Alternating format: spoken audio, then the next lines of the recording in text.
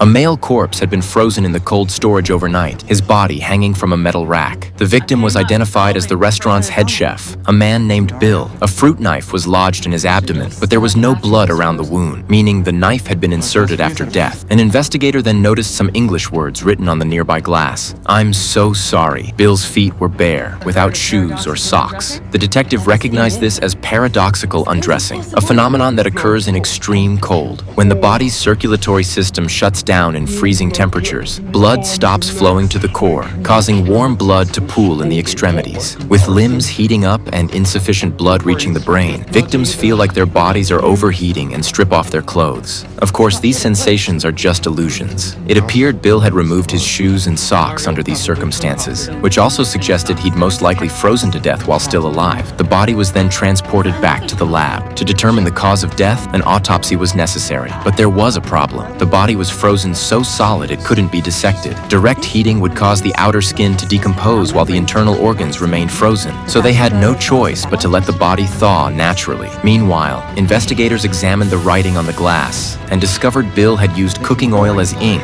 which contained traces of spice residue. They also lifted a fingerprint from the glass, but comparison revealed it belonged to Bill himself. To figure out who had contact with Bill while he was freezing, the medical examiner sprayed a chemical reagent on his face. Within minutes, a handprint appeared. After analysis, investigators identified their first suspect, the female hostess. She admitted she'd been with Bill the night before. "As for the fingerprints you found," she said, "you'll probably find even more if you check his lower body." Following this lead, investigators discovered yet another set of prints on Bill's hands, belonging to a waitress. When questioned, the waitress explained that she'd hooked up with Bill in the kitchen the previous night, but after their encounter, she'd left, and he'd seemed perfectly fine. The investigation continued, and on Bill's clothing and neck, they found fingerprints belonging to the purchasing manager. Faced with the evidence, the manager looked panicked and stammered out the complicated nature of his relationship with Bill. He also admitted to being with Bill the night before, but the clue he provided would ultimately determine the direction of the case.